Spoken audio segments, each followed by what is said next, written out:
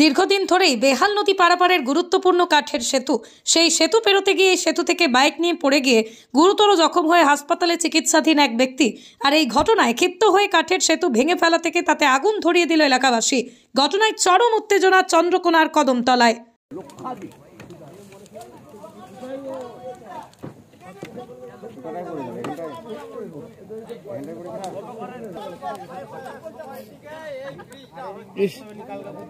শেষ করে দিল যা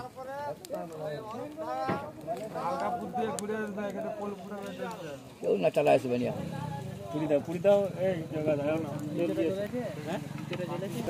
আবার এই ছবিটা তুলে দাও। এই ছবিটা কোনখানটা পড়েছে বলতে পারবে? এই ডাঙ্গাটা তো সেই খালগাল লোকটা পড়েছে।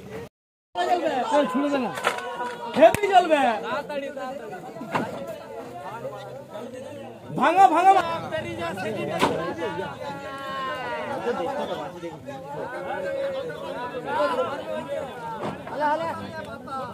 আরেকটা দেবো।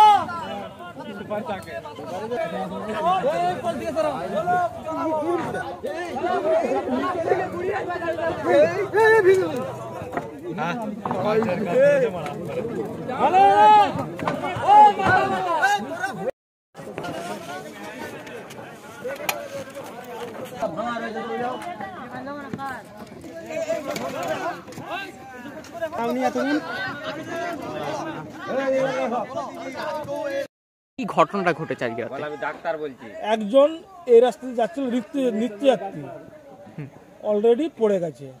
মানে পোল থেকে? হ্যাঁ, পোলের যে অবস্থা এমনি পড়ে যাবে, সাধারণ মানুষ যে কোনো মুহূর্তে পড়ে যাবে। কতদিন ধরে এরকম বেহাল অবস্থা রয়েছে? দীর্ঘদিন।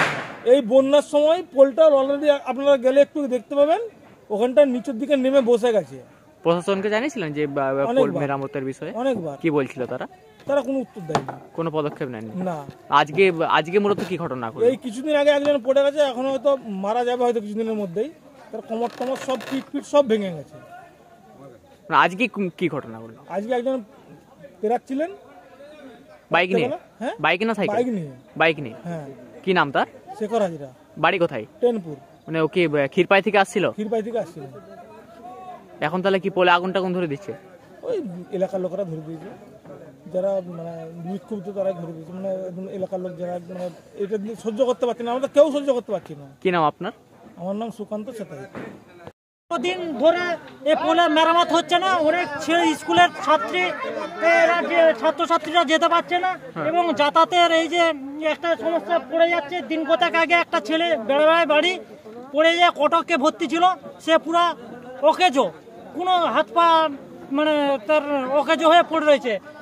কয়েক মাস আগে আইসিডিএস কর্মী একজন পড়ে যেয়ে তার পা অকেজো। এত বাদ ধরে আমার মিডিয়াকে জানাচ্ছি, প্রশাসনকে জানাচ্ছি, প্রশাসনের কোনো ঘুম ভাঙছেনি। আজকে রাতে এই মূলত এই ঘটনা কেন?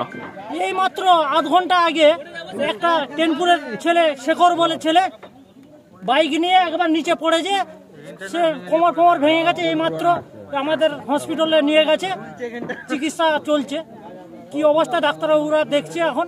মানে কত বছর ধরে এরকম বেহাল হয়ে রয়েছে পোলটা? দীর্ঘদিন ধরে আমাদের এই যাতায়াতের জন্য আমাদের যে সমস্যা আমরা জানাচ্ছি, কোনো মতো মানে ঘুম ভাঙছে। মানে প্রশাসন কোনো পদক্ষেপ নেয়নি?